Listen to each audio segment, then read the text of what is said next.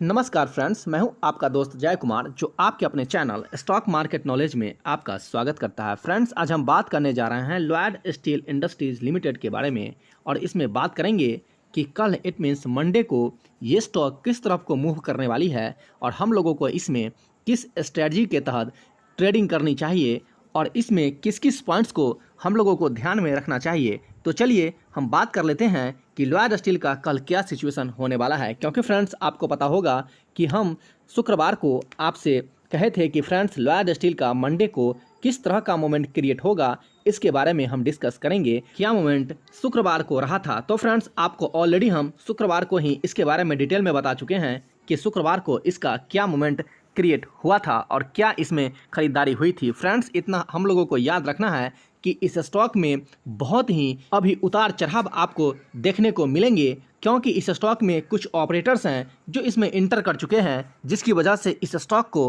Pump और dump करने की कोशिश की जा रही है। लेकिन फ्रेंड्स, हम लोगों को इससे घबराने की आवश्यकता नहीं है। ऑपरेटर्स इसमें कुछ समय के लिए आए हैं और फिर ये इस स्टॉक से अवश्य ही निकल जाएंगे।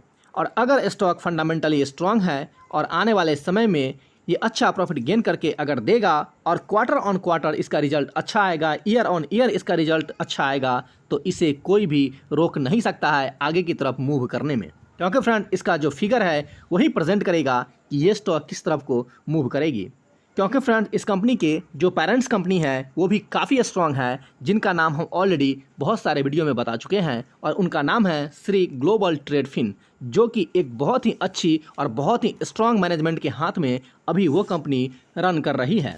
उस कंपनी के पास भी ज़ीरो डेप्ट है। इट मीन्स इसके जो पेरेंट्स कंपनी है उसके पास भी ज़ीरो डेप्ट है और उस कंपनी के पास बहुत ज़्यादा रिजर्व में पैसे पड़े हुए हैं। उसी तरह इसके जो subsidiary company it means Shri Global Tradefin के जो सब्सिडरी कंपनी है जिसका नाम लॉयड स्टील इंडस्ट्रीज है, इनके पास भी जो डेप्ट है वो न के बराबर है, क्योंकि रिजर्व के सामने इनका जो डेप्ट है वो कुछ भी नहीं है और ऑलमोस्ट ये स्टॉक डेप्ट फ्री है।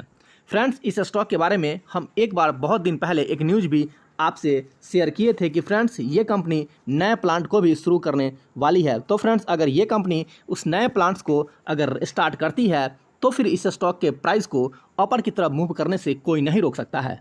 और जैसे ही वो नए प्लांट्स की जो घोषणा है वो की जाएगी, डेफिनेटली इसका जो प्राइस है वो आपको 50 को टच करते हुए भी दिखेगी। फ्रेंड्स, ऐसा नहीं है कि सिर्फ लॉयड स्टील ही आपको लॉस दे रहे हैं। फ्रेंड्स, इस सेक्टर के जिस भी कंपनी को आप पिक कर लेंगे, इट मीन्स जितने भी स्टील एंड स्टील से जुड़े हुए प्रोडक्ट्स में लगे हुए हैं वो सारे के सारे कंपनीज नीचे की तरफ अभी मूव किए हुए हैं और उसमें अच्छा खासा लोगों को लॉस भी देखने को मिल रहा है। फ्रेंड्स, इस स्टॉक में जो शुक्रवार को ट्रेडिंग हुई है वो 1.5 करोड़ के आसपास ट्रेडिंग आपको देखने को मिला है और इस तरह का ट्रेडिंग रेयर ही स्टॉक में देखने को मिलते हैं। तो फ्रेंड्स, रही बात हम लोगों को इस स्टॉक में किस तरह की स्ट्रेटजी को फॉलो करना चाहिए, तो फ्रेंड्स हम ये कहना चाहेंगे कि जो लोग चाहते हैं कि ये स्टॉक कल अपर सर्किट में जाए तो इस स्टॉक में आप सेल के लिए ऑर्डर प्लेस ना करें, और अगर आप एग्जिट करना चाहते हैं इस स्टॉक से तो आप इस स्टॉक से एग्जिट भी कर सकते हैं। लेकिन जो लोग लॉन्ग टर्म के लिए इन्वेस्टमेंट करना चाहते हैं वो इस स्टॉक को परचेज कर सकते हैं।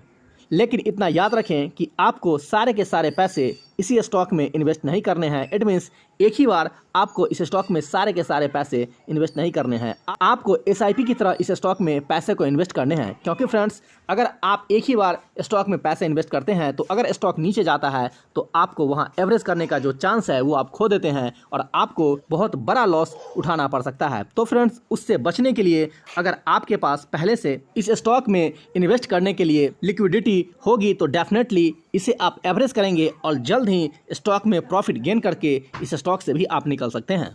तो आप दोनों सिचुएशन के लिए तैयार रहें और कल जो लोग चाहते हैं कि ये स्टॉक अपर सर्किट के जाए, इस स्टॉक में सेल के लिए ऑर्डर नहीं लगाने हैं और वो इसमें वेट और वॉच की पॉलिसी को फॉलो करें।